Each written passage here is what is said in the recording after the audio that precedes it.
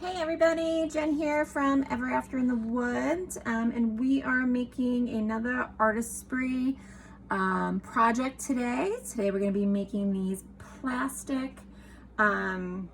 You can see they are double-sided. Okay, so let's get started on our first side. You'll notice the first thing that I did was that I traced my blank onto a plain sheet of copy paper. There's nothing on it. And then I used this as a guide that I traced. It's got some flowers and feathers and antlers, a little rustic in the woods type of keychain, if you will. So what I did here was I put this directly behind the outline that I created.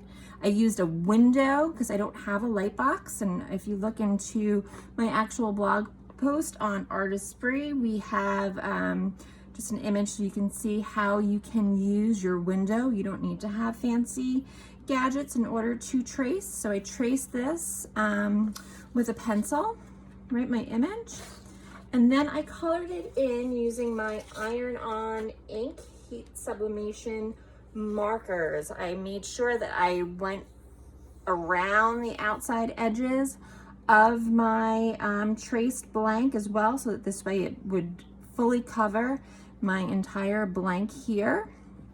Okay, so you'll notice that I have that all colored in and ready to go. The colors here are a little bit muted, but don't worry, once we put it onto our heat press, it will transfer with nice, bright, and vivid colors. So I'm going to put my blank onto the sheet, and I'm going to use my heat transfer tape to just tape it down on the outside edges.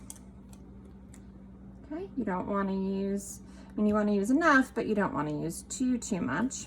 Okay, now you'll notice here I'm going to flip this over.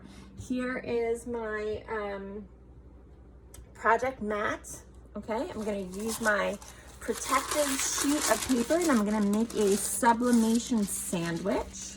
So you'll notice, because I have the heat transfer tape on here, I don't have to worry so much about my image moving. So I'm going to put one sheet of my protective paper down. I'm going to then put my blank with my image on top.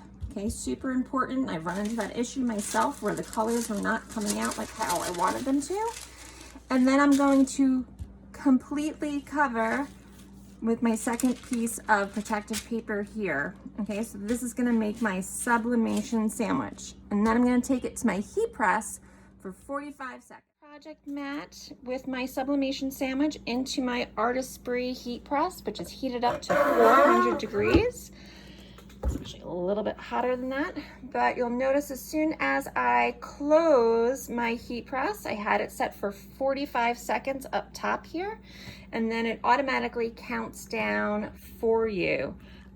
While we're waiting for this to transfer over, I had touched on a little bit before about using a window to trace your images, that you don't necessarily need a light box, and you really don't. You can use a window so that this way you know exactly what you're getting. Just have some natural light coming through, and then you can trace your image super duper easy, and it's really super simple.